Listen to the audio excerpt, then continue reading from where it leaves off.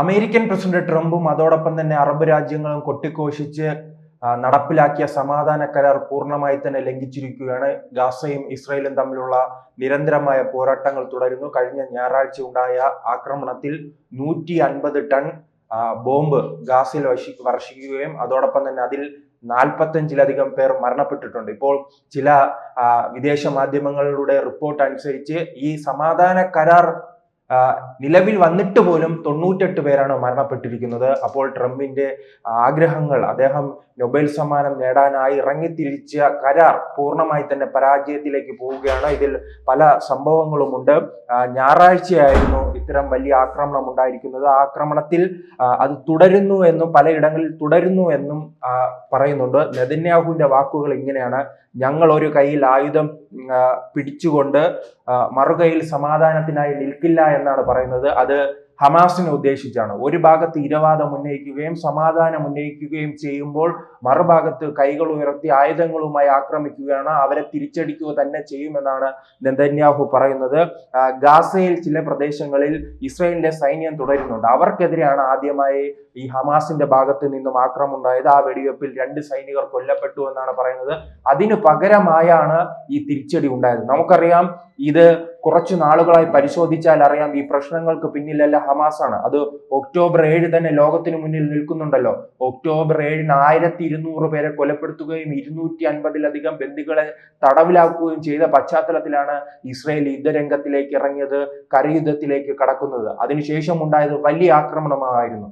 ആക്രമണം ഉണ്ടാകുമ്പോൾ ഉടൻ തന്നെ രംഗത്തിറങ്ങും, ഇരവാദവും ഉന്നയിച്ച് സ്ത്രീകളെയും വനിതകളെയും എല്ലാം ഉയർത്തിക്കാട്ടി സാധാരണക്കാർ പട്ടിണി കൊണ്ട് മരിക്കുന്നു എന്ന് ചൂണ്ടിക്കാട്ടും. അപ്പോൾ സമാധാനം പാലിക്കേണ്ടത് ഹമാസിന്റെ കർത്തവ്യം കൂടിയാണ്, അത് ഇസ്രായേലിന്റെ കർത്തവ്യമാണ്. അല്ലാതെ ഇസ്രായേൽ എപ്പോഴും ആക്രമണം ഇരയാകാനുള്ള രാജ്യവും ഹമാസിന് ഇരവാദം ഉന്നയിക്കാൻ, കാരണം വലിയ രീതിയിൽ മതപിന്തുണ ലഭിക്കുന്നുണ്ടല്ലോ. ജൂതന്മാർ ജനസംഖ്യാപരമായി വളരെ കുറവ്, അവരെ പിന്തുണയ്ക്കുന്നവരും ചിലപ്പോൾ ലോകത്ത് കുറവായിരിക്കും. ഈ മതപരമായി ഇവർക്ക് വേണ്ടി വാദിക്കാൻ, ഇവർക്ക് വേണ്ടി ഫണ്ട് ഒഴുക്കുവാൻ പല രാജ്യങ്ങൾ രംഗത്തുണ്ട്. നാം മറ്റൊരു കാര്യം സംശയിക്കേണ്ടിയിരിക്കുന്നു: ഈ ഫണ്ട് വാങ്ങാനുള്ള പരിപാടിയാണോ? എല്ലാ കാലത്തും ഇരവാദം ഉന്നയിക്കുമ്പോൾ കോടാനുകോടി രൂപയുടെ, നമ്മുടെ കേരളത്തിൽ ഉൾപ്പെടെ അവർക്ക് വേണ്ടി ഫണ്ട് പിരിക്കുന്നത് നാം കണ്ടിട്ടുണ്ട്. ഗാസയിലെ ജനങ്ങൾക്കായി, പാവപ്പെട്ട കുട്ടികൾക്കായി ഞങ്ങൾ പണം പിരിക്കുന്നു എന്ന രീതിയിൽ ചിലപ്പോൾ 100 രൂപ പിരിച്ചാൽ 90 രൂപ ഇവരെ എടുത്തിട്ട് 10 രൂപ അവിടെ നൽകും. അപ്പോൾ അത് ഓരോ രാജ്യങ്ങൾ നൽകുകയാണെങ്കിലോ അത് വലിയൊരു ഫണ്ട് തന്നെയാവും. അപ്പോൾ ആ ഫണ്ട് ലക്ഷ്യമിട്ടായിരിക്കും ഇത്തരം ആക്രമണങ്ങൾ ഉണ്ടാവുക. എന്തായാലും ഇത്തരം ആക്രമണങ്ങൾ കൊണ്ട് അല്ലെങ്കിൽ ഇത്തരം നീക്കങ്ങളിലൂടെ ഇസ്രായേലിനെ ഒരിക്കലും തകർക്കാൻ കഴിയില്ല. കാരണം അവർ നിരന്തരം യുദ്ധമേഖലയിലുള്ള രാജ്യമാണ്. ഇപ്പോൾ ഈ സമാധാന കരാർ വന്നതിന് ശേഷം തന്നെ പിറ്റേ ദിവസം തന്നെ, അടുത്ത ദിവസം തന്നെ അവർ ആക്രമണത്തിലേക്ക് ഇറങ്ങി തിരിച്ചു. അത് ഹൂതികൾക്കെതിരായുള്ള ആക്രമണത്തിൽ ഹൂതിയുടെ തലവനെ തീർക്കുകയാണ്. ആ രാജ്യത്തെ അങ്ങ് പരാജയപ്പെടുത്തി കളയാമെന്ന് ചില ഗൾഫ് രാജ്യങ്ങൾ ചിന്തിക്കുന്നുണ്ട്. കാരണം ഈ ഇസ്രായേലിന് ചുറ്റും ഉള്ളത് മുഴുവൻ ഇസ്ലാമിക രാജ്യങ്ങളാണല്ലോ. അപ്പോൾ അവരുടെ തന്നെ മതത്തിന്റെ രീതി ഉണ്ടല്ലോ, കാഫറുകളെ തീർക്കുക എന്നത്. അത് നാം പാകിസ്ഥാനിൽ കണ്ടിട്ടുണ്ട്. പാകിസ്ഥാനിൽ ഒരു കാലത്ത് അവിടുത്തെ ന്യൂനപക്ഷം 15-ലധികം ഉണ്ടായിരുന്നെങ്കിൽ ഇപ്പോൾ ആകെ 1-2% ചുരുങ്ങിയിരിക്കുകയാണ്. അത് നാം ബംഗ്ലാദേശിൽ കണ്ടിട്ടുണ്ട്. ബംഗ്ലാദേശിലും 20% ഉണ്ടായിരുന്നത് പിന്നീട് അത് ചുരുങ്ങി ഇപ്പോൾ 8% ഉണ്ടായി. അഫ്ഗാനിസ്ഥാൻ പരിശോധിക്കുക. അങ്ങനെ ഏത് രാജ്യങ്ങൾ, സിറിയ അടക്കമുള്ള അവിടുത്തെ ഏതാണ് ഈ മതവിഭാഗത്തിനോടൊപ്പം കൂടിച്ചേരാത്തവരെ പൂർണ്ണമായി തന്നെ ഇല്ലാതാക്കുന്ന ഒരു സാഹചര്യമാണ് നാം പലതവണ കണ്ടിട്ടുള്ളത്. അത് തന്നെയാണ് ഇപ്പോഴും തുടരുന്നത്. എന്നിട്ട് തിരിച്ചടി ഉണ്ടാകുമ്പോൾ അതിനെ പ്രതിരോധിക്കാൻ പലർക്കും കഴിയില്ല. പാകിസ്ഥാനിലെ ഹിന്ദുക്കൾക്ക് കഴിയുന്നുണ്ടോ? ബംഗ്ലാദേശിലെ ഹിന്ദുക്കൾക്ക് കഴിയുന്നുണ്ടോ? ബുദ്ധന്മാർക്ക് കഴിയുന്നുണ്ടോ? അഫ്ഗാനിസ്ഥാനിലെ ബുദ്ധന്മാർക്ക് കഴിഞ്ഞിട്ടുണ്ടോ? അങ്ങനെ ഒരു രാജ്യത്തെയും ജനങ്ങൾക്ക് കഴിയാറില്ല. പക്ഷേ ഈ ജൂതന്മാർക്കും അതോടൊപ്പം തന്നെ ഇസ്രായേലിനും കൃത്യമായി തന്നെ കഴിയുന്നുണ്ട്. അങ്ങനെ അടി വാങ്ങുമ്പോൾ ഇരവാദം ഉന്നയിച്ച് വരുന്ന ഒരു കാഴ്ചയാണ് ഇപ്പോഴും നാം കാണുന്നത്. എന്തായാലും ഈ ആക്രമണം, ഈ ഗാസയിലെ വെടിനിർത്തൽ കരാറിന് ശേഷമുണ്ടായ ഈ ആക്രമണം എല്ലാവരെയും ഞെട്ടിക്കുന്നതാണ്.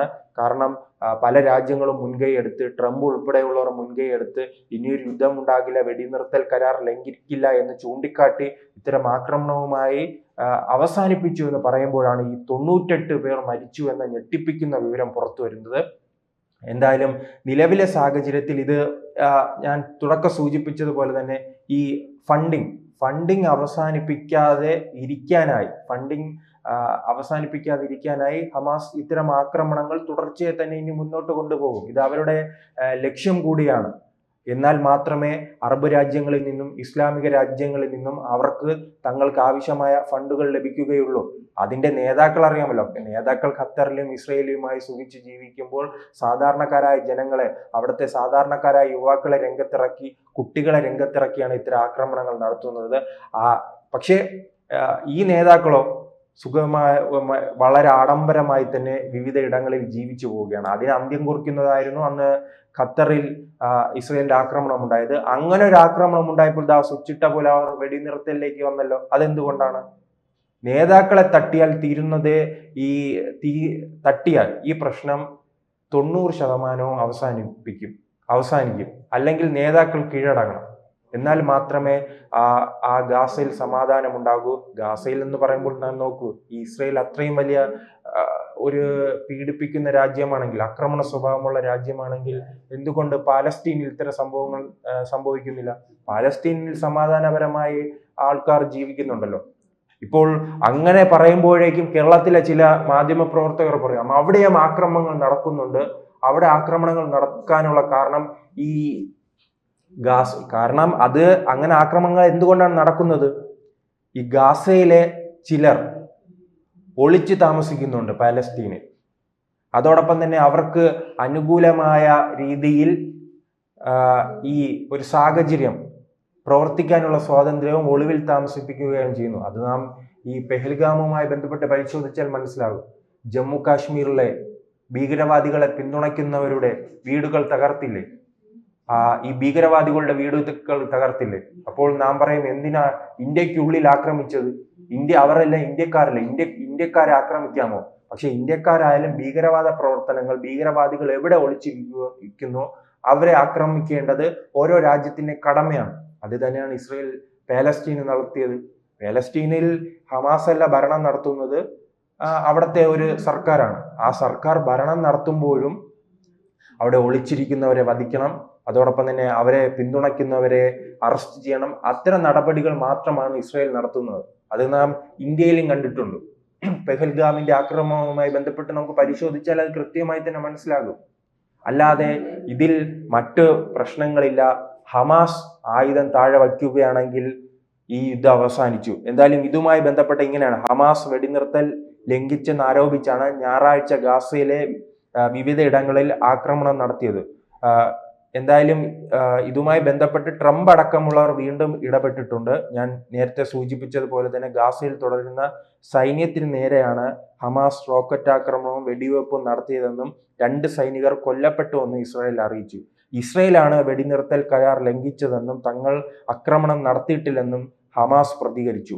ഒക്ടോബർ 10 വെടിനിർത്തൽ നിലവിൽ വന്ന ശേഷം ഗാസയിൽ ആകെ 98 പേരാണ് കൊല്ലപ്പെട്ടതായി അൽ ജസീറ റിപ്പോർട്ട് ചെയ്യുന്നത്. അതിനിടയിലാണ് ആദ്യഘട്ട വെടിനിർത്തൽ കരാറിന്റെ ഭാഗമായി 15 തടവുകാരുടെ മൃതദേഹം, പാലസ്തീൻ തടവുകാരുടെ മൃതദേഹം ഇസ്രയേലിന് കൈമാറി. ഈ കൈമാറിയ കണക്ക് പറയുമ്പോഴും ആദ്യം ഇസ്രയേലിലെ ബന്ദികളെ ഇസ്രയേലിൽ ഒക്ടോബർ 7 പിടികൂടിയ ബന്ദികളുടെ മൃതദേഹങ്ങൾ നൽകാൻ ആദ്യം ഹമാസ് തയ്യാറായില്ലല്ലോ. അങ്ങനെ നിരന്തര പ്രതിസന്ധി ഉണ്ടാക്കുകയാണ്. അവർ ഇങ്ങനെ ഇസ്രയേലിനെ ചൊറിഞ്ഞ് അടി വാങ്ങുക എന്നത് അവരോടൊരു നിലപാടായി മാറിയിരിക്കുകയാണ്. കൂടുതൽ വാർത്തകളും വിശേഷങ്ങളും നിങ്ങളിലേക്ക് എത്താൻ ABC മലയാളം സബ്സ്ക്രൈബ് ചെയ്യുക, ബെൽ ബട്ടണും അമർത്തുക.